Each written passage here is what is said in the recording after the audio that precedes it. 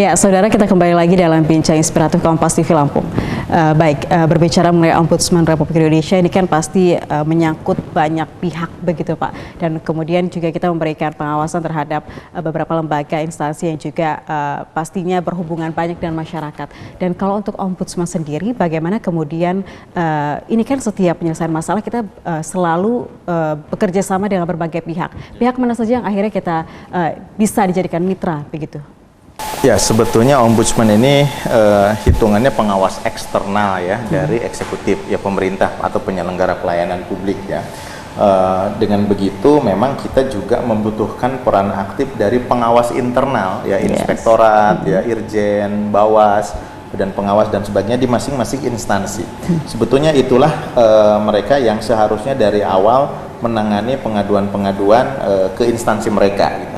Ketika di mereka tidak terselesaikan atau terjadi penundaan berlarut dan sebagainya, itu bisa dilaporkan ke Ombudsman, gitu kan, baru bisa dilaporkan ke Ombudsman. Tapi juga ada masyarakat juga yang memang dari awal tidak percaya kepada pengawas internal dari institusi tersebut, akhirnya langsung ke Ombudsman. Ya.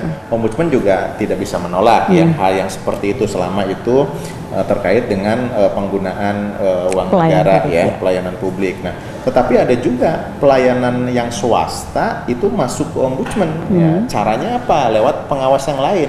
Misalkan perbankan ya, kebetulan saya nangani bidang perbankan. Perbankan kalau bank pemerintah ya, BNI, Mandiri, kemudian apa namanya?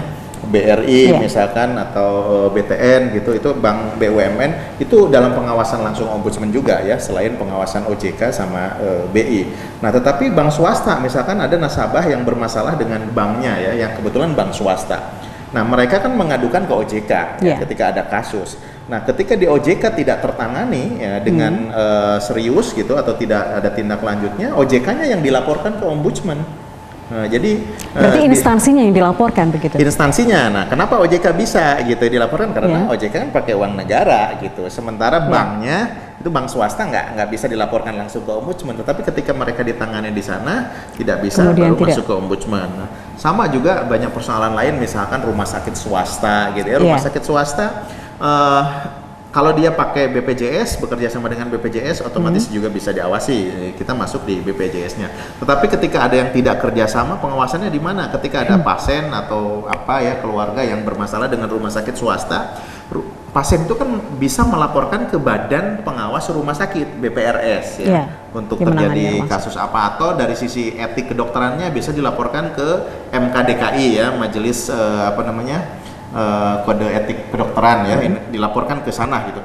Nah, ketika MKDKI atau BPRS tidak menangani, BPRS atau MKDKI-nya yang dilaporkan ke Ombudsman gitu. Akhirnya Ombudsman masuk juga ke pelayanan publik di pelayanan kesehatan di rumah sakit swasta. Gitu. Jadi seperti itu. Jadi akhirnya ya semua yang menjadi mitranya Ombudsman pula ya, seperti polisi gitu ya. Di polisi kan sudah ada Propam ya, sudah ada Irwasum. Jadi kalau ada sesuatu yang terkait dengan polisi kan lapor ke mereka ya, ke Propam, Irwasum. Tetapi ketika di instansi kepolisiannya tidak ditangani, instansi kepolisian dilaporkan ke Ombudsman. Akhirnya kita berkoordinasi lah dengan Irwasum, Irwasda ya kalau di Polda gitu kan. Kemudian juga Propamnya ini ada kasus-kasus nih yang dilaporkan oleh masyarakat atas misalkan perilaku penyidik Anda dan sebagainya, kok kenapa nggak diselesaikan gitu kan, koordinasi diselesaikan seperti itu. Jadi akhirnya mau tidak mau semua pihak juga harus bersinergi begitu ya. dengan baik. Berarti memang sebuah laporan juga harus jelas dan juga identitasnya begitu ya, Pak Danen ya. Baik, dan kita beralih ke Pak Nur. Berbicara mengenai wilayah Lampung juga kan terbilang cukup luas begitu. Ada banyak sekali aduan pasti yang masuk kepada Ombudsman wilayah Lampung. Bagaimana kemudian kita, apakah setiap aduan itu kita tampung atau bagaimana apakah perlu kita saring juga aduan dari masyarakat ini? Tidak serta-merta kita kemudian lihat begitu kan, atau kita ada melakukan penyaringan terhadap sebuah aduan masyarakat seperti apa? Jadi, Pak Nur? Konteksnya memang kalau di kami itu tidak boleh menolak pengaduan kan? Bahwasanya kemudian pengaduan itu bisa ditindaklanjuti atau tidak itu nanti setelah hasil telah kami, biasanya seperti itu kan.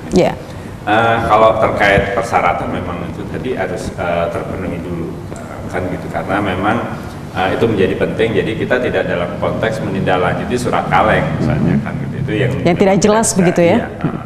Walaupun informasi itu juga kadang-kadang kita juga akan kita telaah. Ketika itu kemudian berdampak sistemik yang memang kemudian menimbulkan keresahan di masyarakat, walaupun belum ada melapor pun, biasanya kita tetap melakukan inisiatif investigasi. Kan?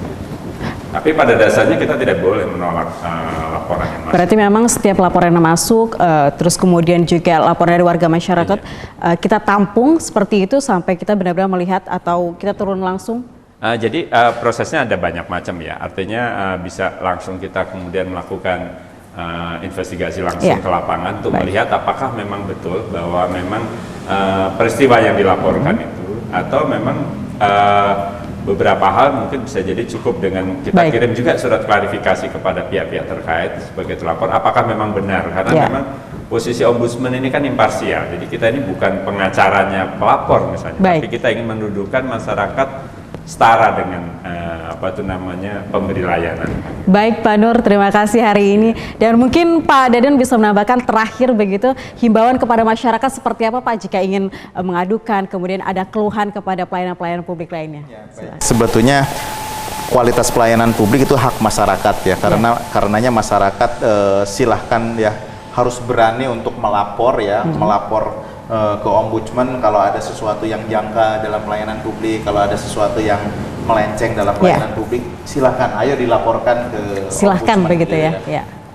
Tak perlu takut gitu. Kalau memang ada sesuatu yang dirasa mengancam, mengintimidasi, itu bisa dirahasiakan gitu ya, pelapornya dan sebagainya. Tetapi intinya lebih ke bagaimana peningkatan kualitas pelayanan publik, tapi juga tidak lantas aduan-aduan itu sifatnya untuk menyerang pribadi ya, pejabat tertentu, untuk menjatuhkan gitu ya, tidak ke serta-merta ingin melakukan perbaikan sistem begitu terhadap instansi tersebut.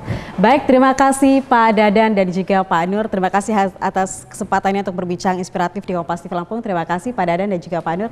Dan baik saudara, demikianlah bincang inspiratif Kompas TV Lampung hari ini. Saya Siti Tania pamit undur diri. Tabik pun. Terima kasih Bapak. Sebelum kami tutup di segmen akhir ini, ada baiknya saudara mengetahui jadwal sholat untuk wilayah Bandar Lampung dan sekitarnya.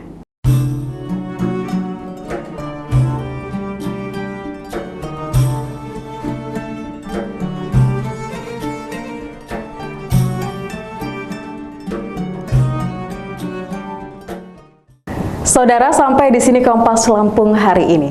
Bagi Anda yang ingin kembali menyaksikan tayangan kami saat ini, bisa melihat video tayangannya di kanal YouTube Kompas TV Lampung. Saya Siti Tania, pamit undur diri. Tetap saksikan rangkaian program berita di Kompas TV. Independen, terpercaya. Tabik pun.